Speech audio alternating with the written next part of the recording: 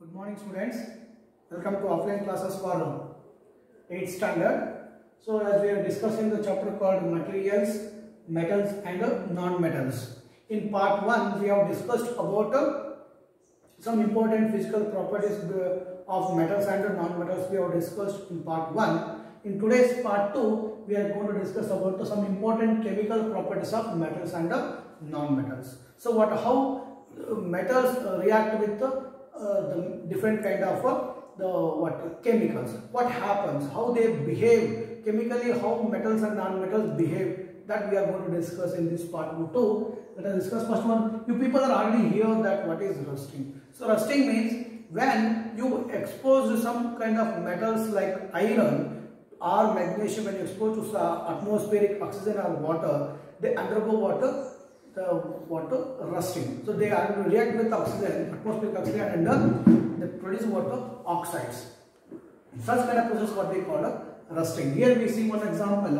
Iron, when they react with oxygen, it gives water iron oxide. So this is what called the rusting. This is also one example of one important chemical property of water, the metals. When metals react with oxygen, some metals when they react with oxygen, they give water their respective oxides. This is called the rusting or reaction with oxygen. This is the first chemical property of metals.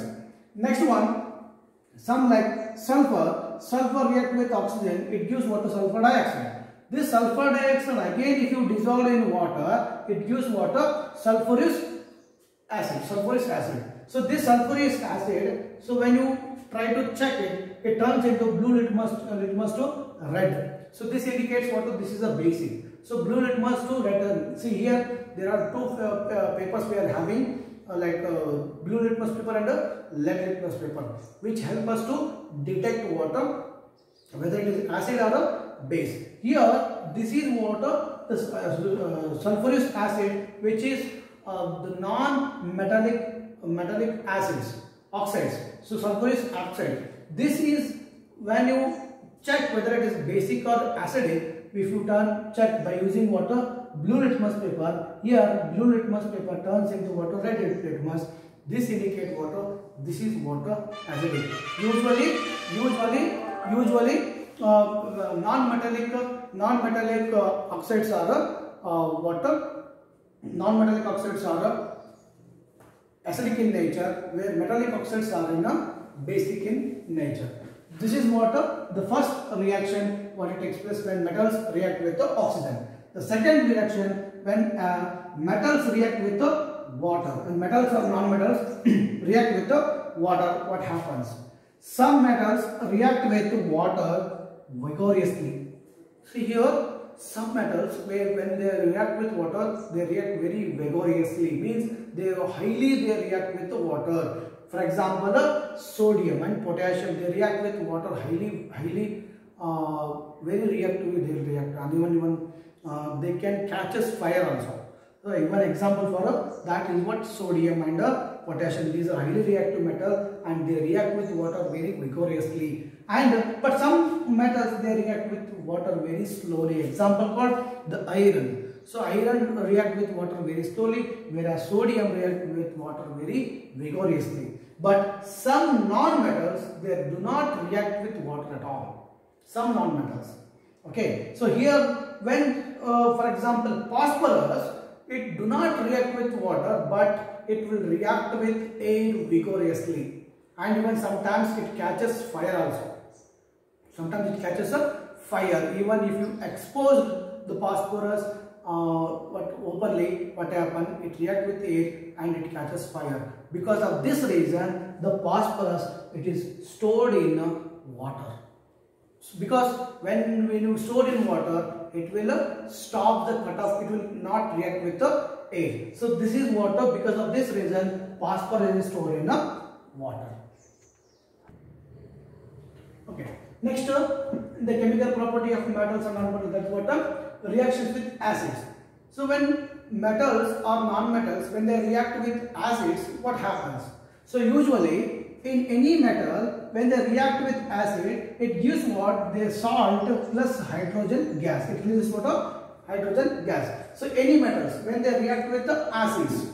So here we know the different acids like sulfuric acid and hydrochloric acid. When metals are non-metals react with, or metals when they react with acid like hydrochloric acid or sulfuric acid, they gives water, they respect to salt, plus they release water hydrogen gas. Here will be some of the example. When magnesium is react with the hydrochloric acid, it gives water magnesium chloride plus hydrogen gas is liberated. The same way, aluminium is react with the hydrochloric acid, it gives water aluminium chloride plus hydrogen gas.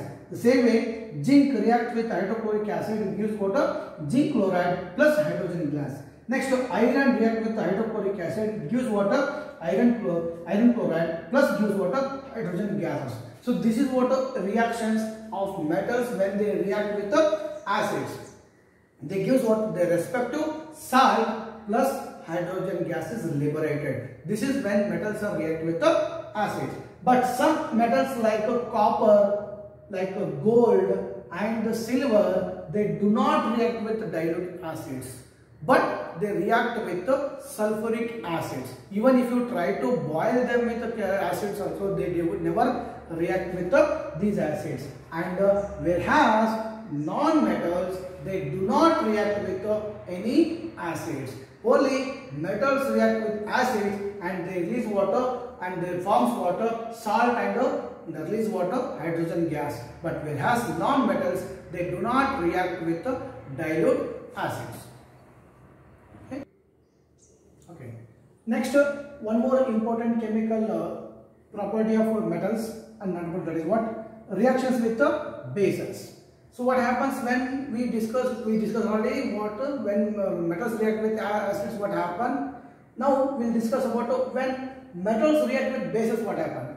When metals react with base, it gives what again? Salt and hydrogen gas. For example, here this is aluminium, react with base called sodium hydroxide, it gives what? Sodium aluminate. This is the one salt, and along with that it liberates water, hydrogen gas. The same way, one more, zinc react with sodium hydroxide, it gives water, sodium zincate and plus hydrogen gas. So here when metals react with base, it gives water their respective salt plus along with that they liberate water, hydrogen gas.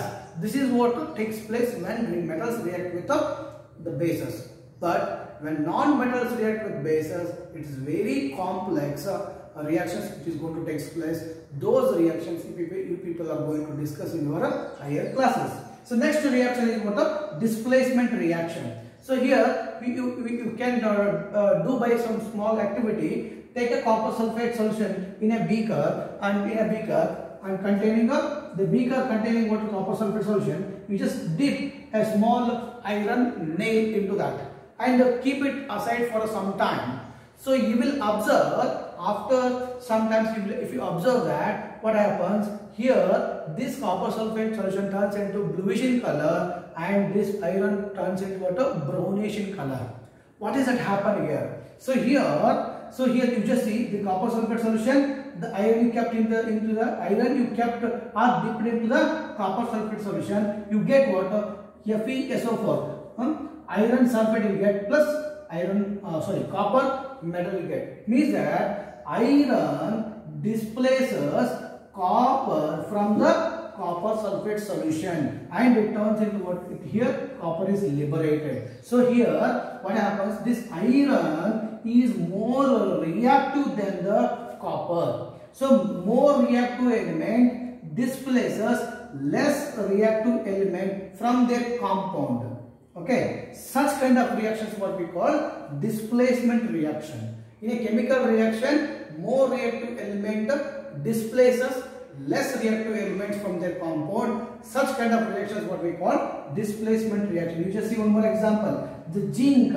Here zinc displaces copper from their compound and gives water, zinc sulfate, and liberation of what it gives? Copper. Here the zinc is more reactive than the copper. It displaces water, copper from the copper sulfate solution and forms a water, zinc sulfate. Such kind of reactions what we call displacement reactions. Understood? So these are the different chemical properties of metals and non-metals. In the next class, we will discuss about uses of metals and non-metals. Okay? Thank you.